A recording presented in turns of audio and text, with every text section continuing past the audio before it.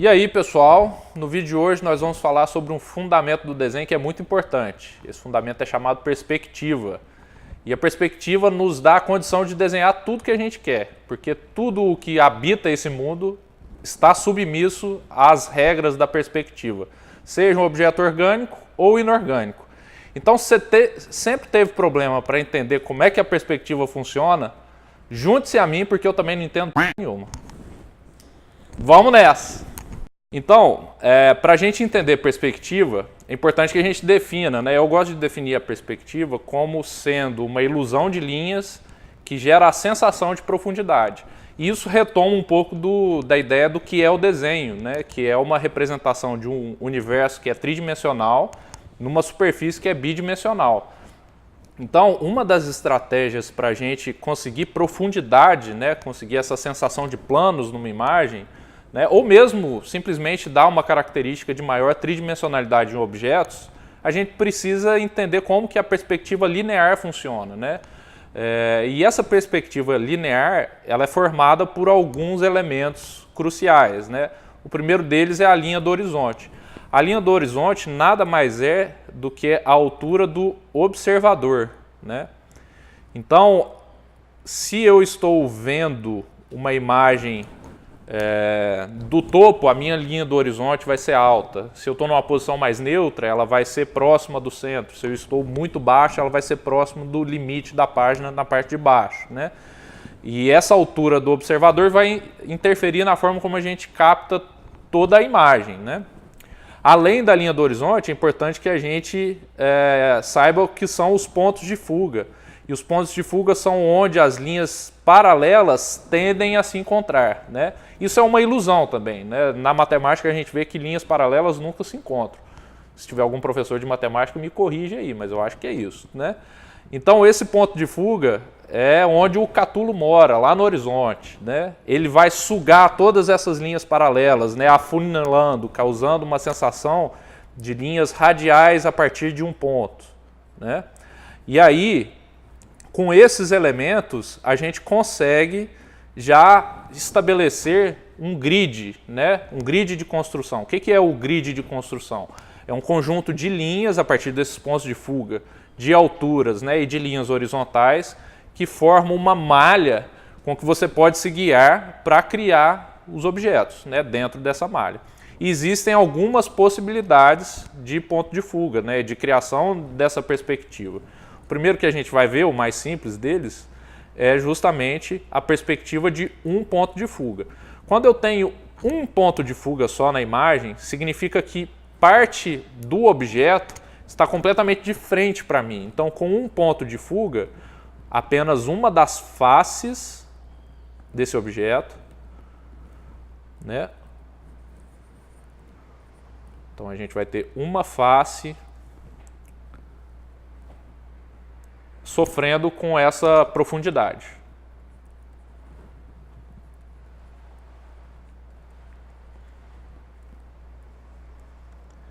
Então, para fazer essa demonstração, eu vou usar esse nosso amigo aqui, o cubo, né, que eu desenhei numa perspectiva mais isométrica, só em termos de didática mesmo, e eu separei as cores das linhas paralelas para que facilite na hora da gente estabelecer como que vai funcionar, né? A perspectiva. Então, o primeiro passo para se fazer qualquer perspectiva é estabelecer a altura do olhar. Como eu não estou com nenhum propósito específico aqui, nem de fazer uma linha alta, baixa, diagonal, e tudo isso carrega a sua composição de propósito, eu vou fazer ela próxima do centro, né? Só para entender como funciona.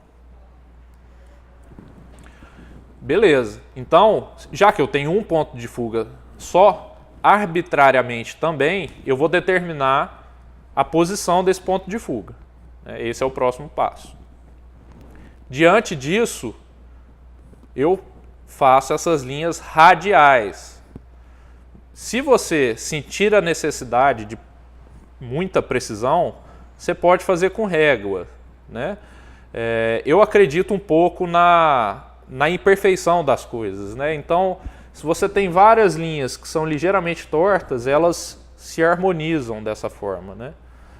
E aí você não precisa ficar tão preso, né? Eu acho que entender a perspectiva precisa ser um processo mais descomplicado.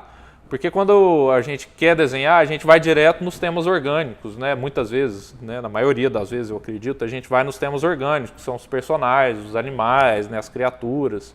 E a gente esquece que tudo isso, no final das contas, são formas geométricas. E formas geométricas a gente consegue causar a profundidade, né? Consegue causar essa sensação de mudança de escala nas alturas, né? Enfim. Então a gente precisa aprender a perspectiva, né?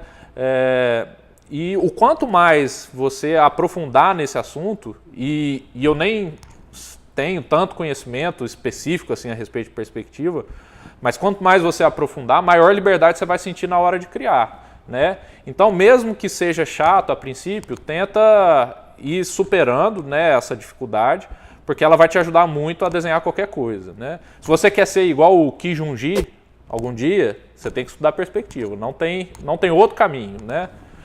Beleza.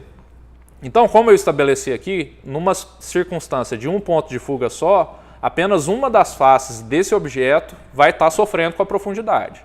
Eu vou começar, então, estabelecendo as alturas, né, com essa cor de azul piscina aqui, azul turquesa, azul Little Rimbets, beleza?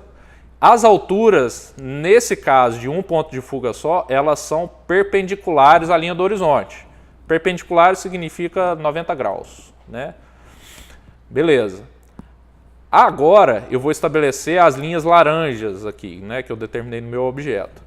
Essas linhas laranjas, elas estão sendo sugadas pelo monstro do ponto de fuga.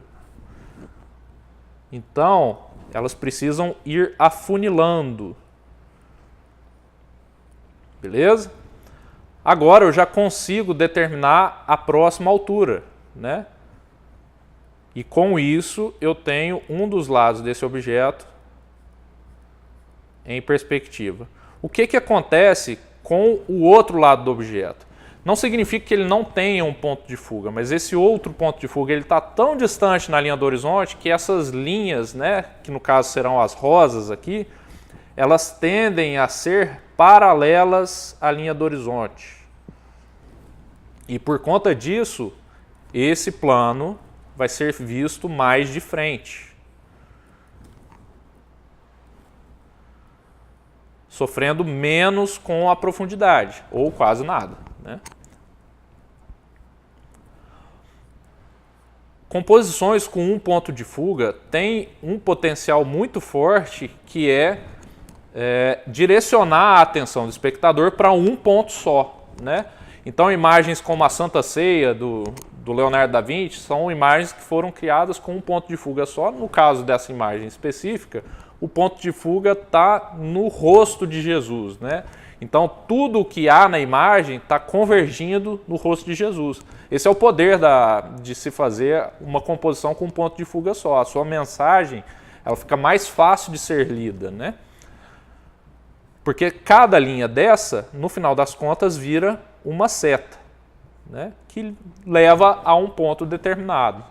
Beleza? Isso é coisa de Illuminati, gente. É só você ler lá o Dan Brown, ver que as histórias lá e você vai saber.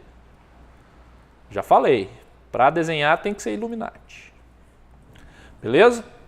Então, resumindo, com um ponto de fuga, uma das faces está em profundidade, a outra não, né? Vai sofrer menos com essa profundidade. E por que a gente tem essa sensação de profundidade? Por conta da diferença das alturas, né? Se eu isolar as alturas desse plano aqui em profundidade, ó, a gente vai notar que a escala muda. Tá vendo? A altura que está mais próxima da linha do horizonte é bem menor do que a altura que está mais distante. Essa diferença causa a sensação de profundidade. Outra coisa que é importante, né? Analisar se o objeto ele está acima ou abaixo da linha do horizonte. Quando o objeto está abaixo da linha do horizonte, significa que ele está mais baixo do que a altura do olhar do observador. Quando ele está mais baixo, a gente enxerga o topo desse objeto. Então, ó, as linhas laranjas estão sofrendo com essa perspectiva e agora eu vou desenhar o objeto que está abaixo aqui da linha do horizonte. Ó. O que acontece é que eu enxergo o topo dele. Nesse caso aqui, o topo é o plano em perspectiva, né? É o plano que está sofrendo com a profundidade. As demais áreas caem na mesma proposta, né? As alturas são perpendiculares e essas linhas rosas que são paralelas entre si e são paralelas com a linha do horizonte também. Isso é muito útil, por exemplo, quando você está desenhando um personagem com uma camiseta, né? E a manga da camiseta tende a ter essa boca cilíndrica aqui, né? Se eu estou enxergando parte da parede interna dessa camiseta, significa que esse braço ele está acima da linha do horizonte. Por que ele está acima? Porque eu estou enxergando a parte de baixo, né? Se a gente for trazer essa realidade aqui para o cubo, né, vai ficar mais ou menos assim. Beleza? Então essa é a proposta de se trabalhar com um ponto de fuga só, né? A sugestão de exercício é, primeiro, fazer esses esquemas sem referência alguma, né? Tentando entender como que uma forma básica como um cubo funciona dentro desse grid, dentro dessa realidade que você está criando, beleza? À medida que você faz isso, aí é legal tentar encontrar referências com um ponto de fuga só para você tentar representar, né? Tentar aplicar esse conhecimento prévio numa imagem com um pouco mais de complexidade. Vou passar agora para a perspectiva de 2 pontos de fuga. Com 2 pontos de fuga, então, 2 faces desse cubo, né, que a gente está usando aqui como tema, estarão em profundidade D. Mais uma vez, eu vou determinar arbitrariamente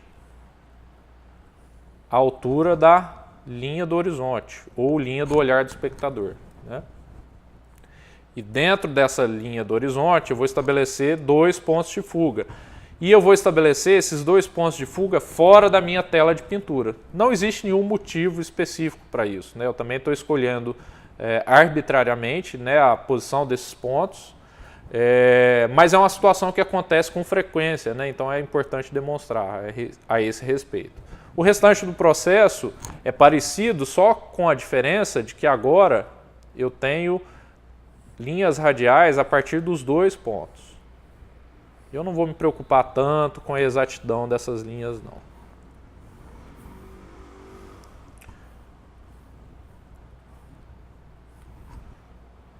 Então, 2 pontos de fuga.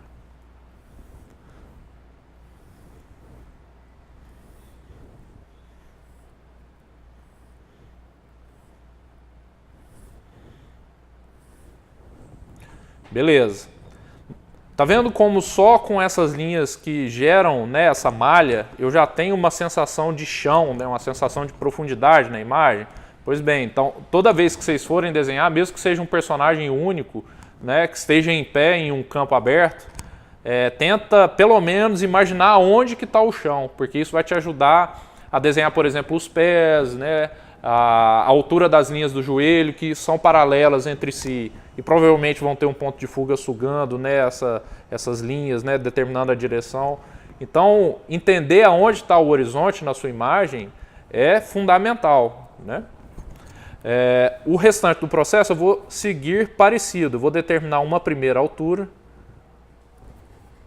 Vou fazer essas linhas radiais laranjas aqui para encontrar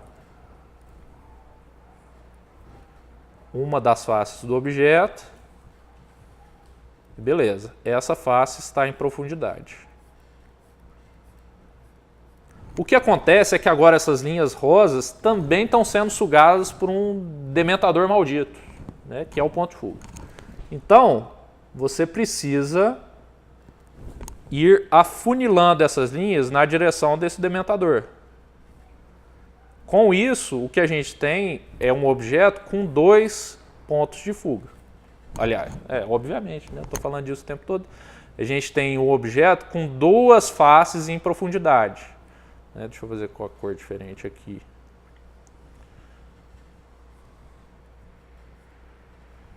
Essa situação é muito comum em fotos de esquina, né?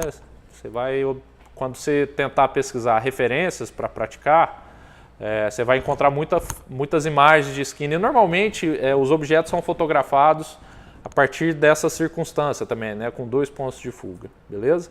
Quanto mais distante você estabelecer um dos pontos de fuga, menor vai ser a variação de altura e por conta disso menor vai ser a profundidade, né? Quanto mais próximo estiver o ponto de fuga ou o objeto estiver do ponto de fuga, o que acontece é que a profundidade aumenta, porque a escala também é diferente, né? Então, lembra do exemplo do primeiro ponto de fuga.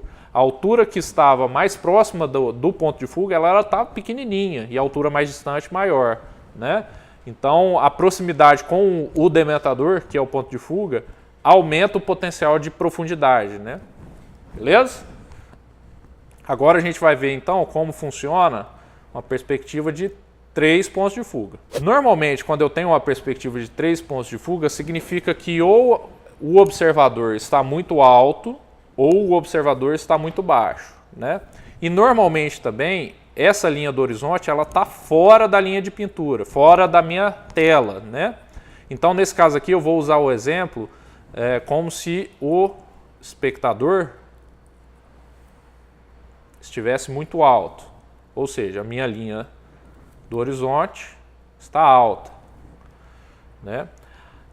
No caso de 3 pontos de fuga, além das 2 faces que já estão em profundidade, né, por conta dos 2 pontos de fuga, esse terceiro ponto de fuga vai fazer com que as alturas também tenham esse afunilamento. Beleza, então eu vou determinar 1 ponto de fuga, 2 pontos de fuga, vou fazer a grade aqui. De um lado, de outro.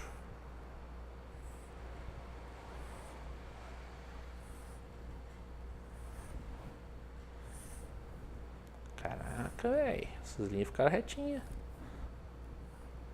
Beleza. Com 1 ponto de fuga, aliás, com 2 pontos de fuga, é assim que ficaria, né? Só que nesse caso a gente tem um terceiro ponto de fuga. Esse terceiro ponto de fuga, ele vem no sentido oposto da linha do horizonte. Então, se a minha linha do horizonte está baixa, está alta, o terceiro ponto de fuga, ele vai vir aqui embaixo, também fora da minha tela de pintura. E aí eu vou ter mais um parâmetro aqui, né? Mais um ponto que determina essas linhas radiais.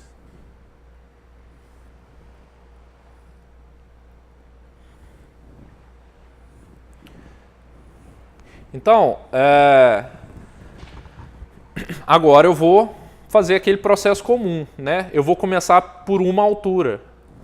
Essa altura agora, ao invés de ser perpendicular à linha do horizonte, ela vai estar indo na direção desse terceiro ponto. Então, vou estabelecer essa primeira altura. A partir dessa primeira altura, eu vou colocar as linhas laranjas que estão indo para o ponto de fuga aqui da minha esquerda. Vou determinar mais uma altura. E agora eu vou prolongar as linhas rosas no sentido contrário.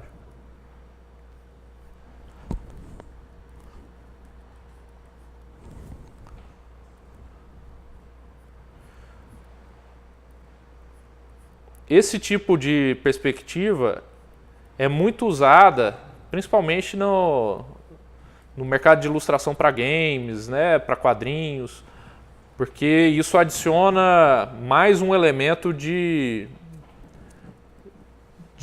dinamicidade é foda, né? Mas a dinâmica, o movimento é intensificado, né? A sensação de escala é intensificada porque agora eu tenho 3 informações sendo afetadas pela perspectiva, né?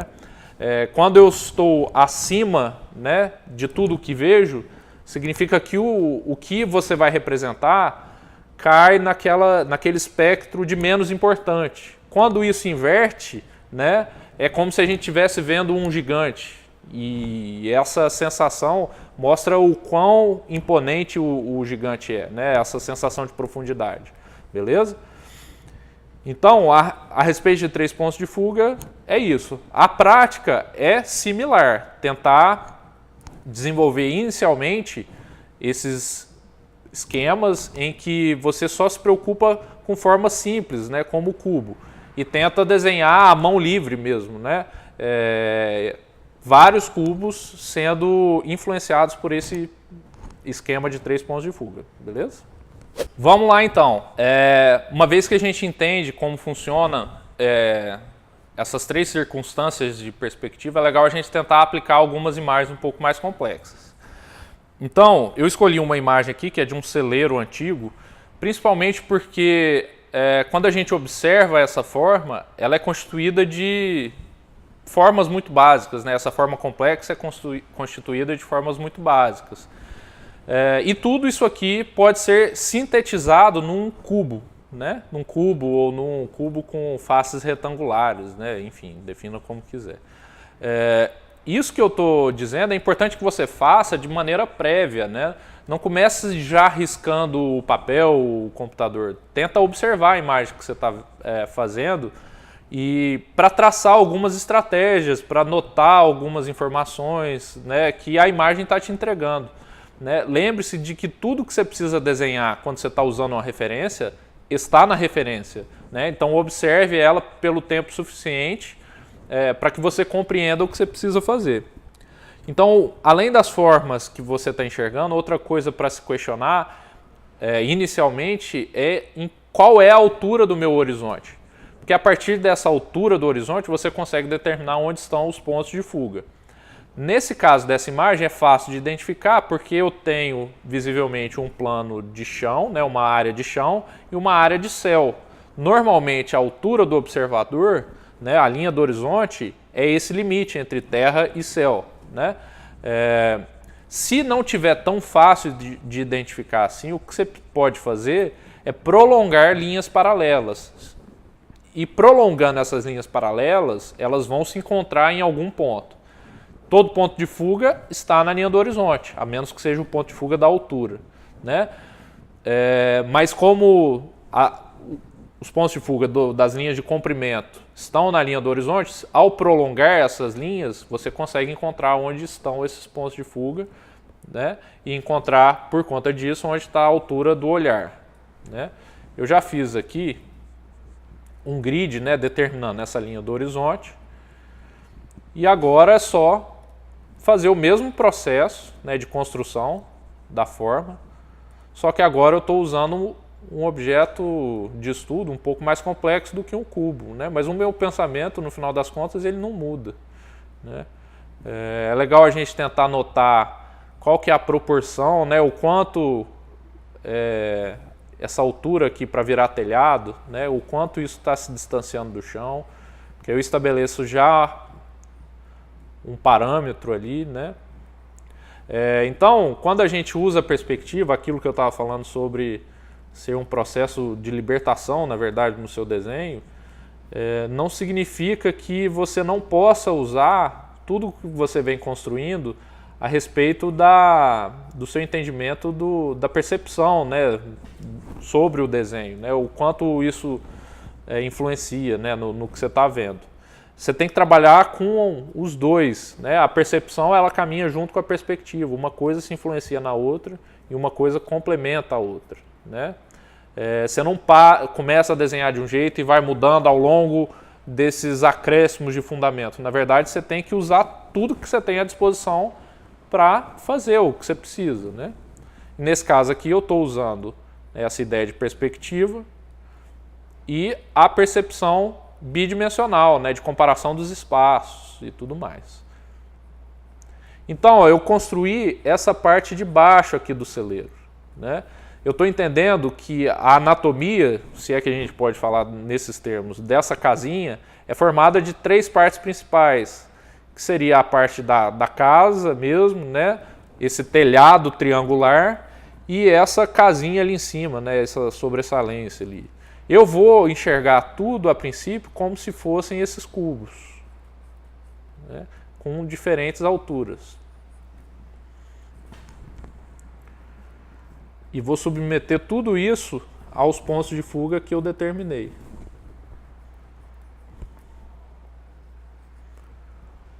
Eu sei que não são exatamente cubos, né? Mas, uma vez que eu já tenho essa profundidade acontecendo, é só uma questão de eu recortar o que eu não quero, né? Beleza? Ou seja, já determinei a profundidade, né? A forma já está soando tridimensional o suficiente para mim. Agora é só uma questão de comparação de espaços, né? Eu estou observando, por exemplo, que o telhado que é triangular, ele está bem distante de uma linha vertical, né? Então eu vou tentar aplicar essa sensação ali no meu desenho. Além disso, a partir do telhado, a linha de cima, ela não é exatamente reta, né? Ela é curva. Outra coisa que eu vou observar.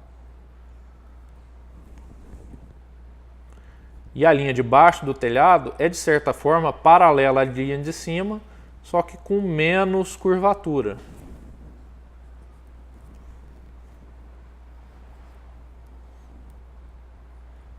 Vou determinar a outra face desse telhado. Observe que parte dessas telhas aqui, né, não sei exatamente como eu posso definir isso, acho que são telhas mesmo, elas estão meio carcomidas, né, é um celeiro velho, né? Então isso é uma informação que eu posso ir adicionando também. Sempre lembrando, né, elas precisam, como são telhas, né, em teoria elas estariam paralelas entre si. Então, se elas são paralelas entre si, né, eu posso guiá-las até o ponto de fuga.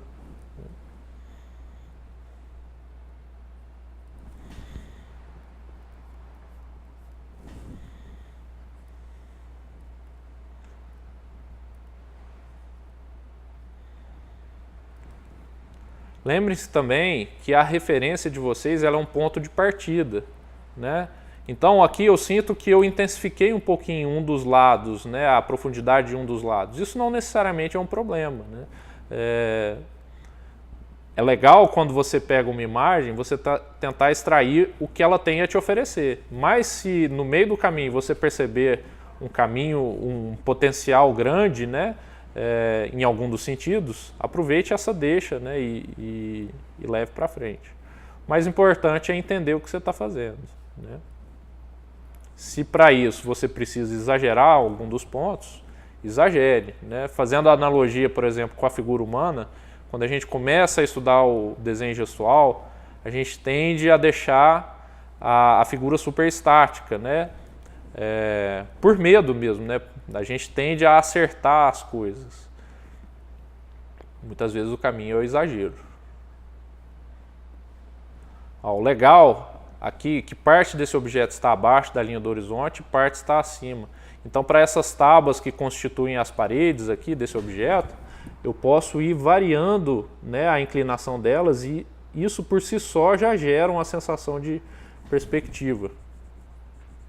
Reparem que eu estou tentando observar também o tempo inteiro as áreas, os planos de sombra, né? Quando você aplica um pouquinho de tom na sua imagem, isso ajuda a passar essa sensação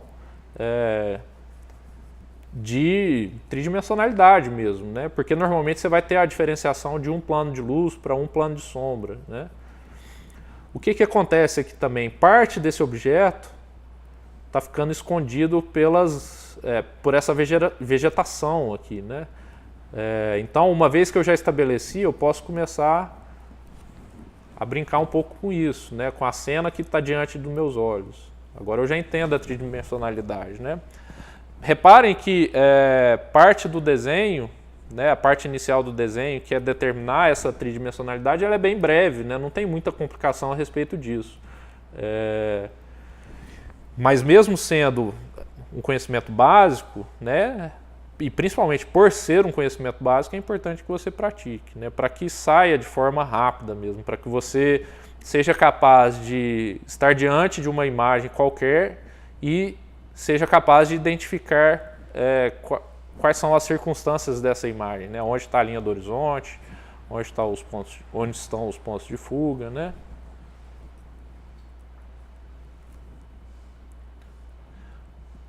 Uma vantagem de se desenhar um objeto como esse aqui, que é um velho celeiro, né, é que você não precisa ser tão preciso nessas linhas paralelas, porque é um celeiro velho, então provavelmente boa parte dessas formas estão definhando já, né? Então se elas ficarem meio retinhas, você só está adicionando a característica específica que você está vendo ali, né?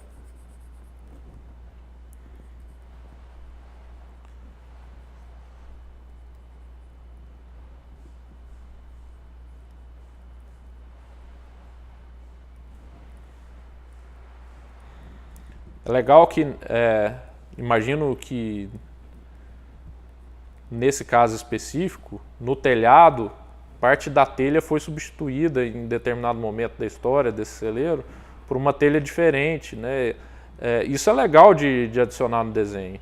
Você perceber da metade para trás do celeiro, as telhas têm esse sentido mais vertical. Isso adiciona personalidade também, né? Variação. Variação é um tema importante aí para quem está desenhando, para quem está pintando, né?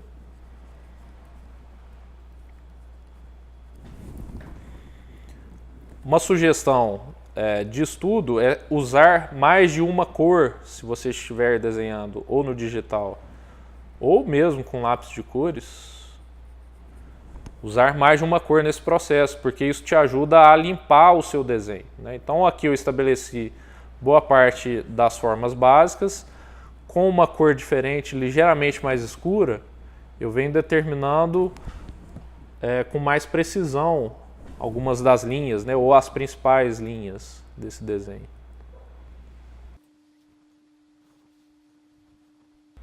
E no final das contas tudo fica muito simples, uma vez que você entende onde estão, né, nesse caso, os pontos de fuga e a linha do horizonte.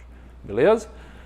Então, eu espero que o conteúdo de hoje ajude vocês a entenderem um pouquinho melhor como funciona a perspectiva e pensem que tudo isso é um processo, né? Às vezes você não vai conseguir absorver tudo de uma vez só. É importante que você continue estudando, né? Passe por essa fase inicial, estude outras coisas e depois volte à perspectiva, né? Toda vez que um artista ele bate em uma parede, né? Bate em uma barreira de conhecimento, é sinal de que ele precisa voltar em um dos temas mais básicos, né? Comigo é assim, imagino que com vários artistas seja assim também, né? Por muito tempo eu lidei com uma dificuldade em tratar, né, de cenário, né, e de criar cenas porque eu não entendia muito bem a perspectiva. Eu ainda não entendo muito bem a perspectiva, mas eu entendo um pouquinho melhor do que no passado. E isso já é uma vantagem, né? Já é uma evolução. Então se apegue a essas pequenas evoluções que você vai fazendo e volte aos assuntos básicos à medida dos anos, assim, né? Lembre-se que você está escolhendo isso para a vida inteira, não é para dominar uma linguagem em 2 meses. Isso não vai acontecer, né? Você vai estudar para o resto da sua existência, beleza? Então, ficamos por aqui, espero que ajude realmente a entenderem melhor como funciona a perspectiva e até a próxima.